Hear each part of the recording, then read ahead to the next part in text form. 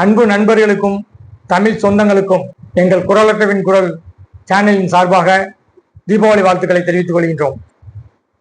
நமக்கு தீபாவளி அப்படின்னாவே முதல்ல ஞாபகம் வர்றது என்ன? பட்டாசு வெடிக்கணும். அடுத்ததாக புத்தாடைகள் உடுத்தணும்.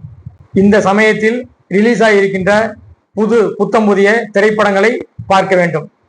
இதுதான் நமது பெரும்பாலானவர்களுடைய ஒரு பிளானா இருக்கும். தீபாவளி பிளான் அப்படின்னு கேட்டீங்கன்னா இதைத்தான் சொல்லுவீங்க. இந்த தீபாவளி செலவினை நாம் திட்டமிடுவதற்கே நமக்கு தேவையான ஒண்ணு என்னன்னா போனஸ். அந்த போனஸை நம்ம மறந்து விடக்கூடாது. தீபாவளி சமயத்தில் வருடத்தில் ஒரு முறை தீபாவளி சமயத்தில் நாம் வேலை செய்யும் நிறுவனங்களால் நமக்கு கொடுக்கப்படுகின்ற அந்த ஊக்கத்தொகை, இதைத்தான் போனஸ் அப்படிங்கிறோம். சார் ரைட்டு, போனஸ் வருது, போனஸுக்கு தகுந்தபடி தீபாவளி செலவுகளை பிளான் பண்ணிக்கிறோம். இந்த போனஸ் அப்படிங்கிறது எப்படி ஆரம்பிக்கப்பட்டது அல்லது யாரால் ஆரம்பிக்கப்பட்டது? யார் இதற்கு முதலில் குரல் கொடுத்தது? இதையெல்லாம் நாம் என்றாவது சிந்தித்து பார்த்திருக்கின்றோமா? இப்ப அதை பத்தி பார்ப்போம். ஆங்கிலேயர்கள் இங்க ஆதிக்கம் செலுத்த வர்றதுக்கு முன்னால நமது சம்பளம் எப்படி கொடுத்தாங்கன்னா, இந்தியாவில் வார சம்பளமாகத்தான் கொடுக்கப்பட்டது. அமைப்பு சாரா தொழிலாளர்களுக்கு இன்றளவும் வார சம்பளம் தான் கொடுக்கப்படுகிறது. ஆனால் ஆங்கிலேயரின் வருகைக்கு பிறகு அவர்கள் அதனை மாத சம்பளமாக மாற்றினார்கள்.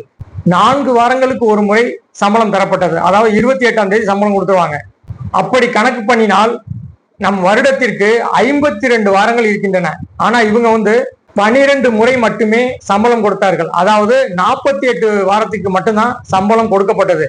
மீதமுள்ள 4 வாரத்துக்கு சம்பளம் கொடுக்கப்படாமல் இருந்தது. அதாவது மொத்தம் கணக்கு பண்ணா 52 வாரத்துக்கும் 13 முறை சம்பளம் கொடுக்கப்பட வேண்டும். ஆனா 12 முறை மட்டும்தான் சம்பளம் கொடுத்தாங்க. இதை கணக்கு பண்ணிட்டு தான் மகாராஷ்டிராவில் உள்ள பல தொழிற்சங்கங்கள் 1930ல போராட்டம் பண்ண ஆரம்பிக்கிறாங்க. எங்களுக்கு இந்த விடுபட்ட 4 வார சம்பளத்தை நாங்க கொண்டாடுகிற தீபாவளி சமயமோ அல்லது தசரா பண்டிகை சமயமோ எங்களுக்கு அதை போனஸா கொடுங்க அப்படின்னு சொல்லிட்டு போராட்டம் பண்றாங்க. ஏறக்குறைய 10 வருட போராட்டத்திற்கு பிறகு 1940வது வருடம் ஜூன் 30ஆம் நாள் ஆங்கிலேய அரசு மற்ற தொழிற்சங்கங்களுடன் பேச்சுவார்த்தை நடத்தி ஒரு முடிவுக்கு வர்றாங்க. அதாவது அந்த 1 மாத சம்பளத்தை, அதாவது 4 வார சம்பளத்தை போனஸாக அல்லது கருணை தொகையாக அல்லது பரிசு தொகையாக வழங்கப்பட வேண்டும் அப்படின்னு சொல்லிட்டு முடிவு பண்றாங்க.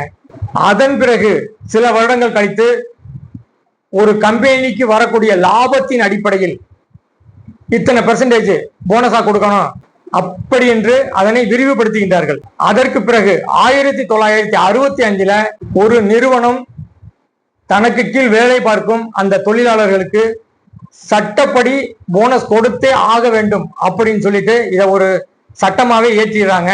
அதற்கு அப்புறம் எந்த கம்பெனியும் போனஸ் கொடுக்காம ஏமாற்ற முடியாது. எனவே அனைத்து கம்பெனிகளும் இந்த போனஸை இன்றைய நாள் வரையிலும் கொடுத்து கொண்டிருக்கின்றன.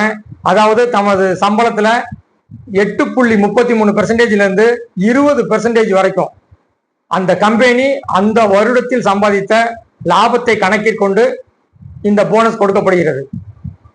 அதை வைத்துத்தான் நாம் தீபாவளி செலவுகளை பிளான் பண்றோம். நாம் இன்னைக்கு பெற்றுக்கொண்டிருக்கின்ற இந்த போனஸ் என்பது சாதாரணமாக கிடைக்கவில்லைங்க. பல தொழிற்சங்கங்கள் முன்னெடுப்பினால் 10 வருட போராட்டங்களுக்கு பிறகு அதனை போனஸாக அல்லது ஒரு கருணை தொகையாக அறிவித்து அதன் பிறகு இன்று சட்டமாக இயற்றும் அளவிற்கு அதை கொண்டு நிறுத்தியிருக்காங்க நமது ஆட்சியாளர்கள். இந்த போனஸை பெற்ற நாம் அனைவரும் மேற்கொண்டு கடன் வாங்கி செலவு செய்யாமல் நாம் பெற்றிருக்கின்ற இந்த போனஸ் பணத்திற்கு அளவாக செலவுகளை கட்டுக்குள் வைத்து சீரும் சிறப்புமாக இந்த தீபாவளியை கொண்டாட மீண்டும் ஒரு முறை தீபாவளி வாழ்த்துக்களை தெரிவித்துக் கொண்டு உங்களிடமிருந்து விடைபெறுவது உங்கள் அன்பு நண்பன் அபு.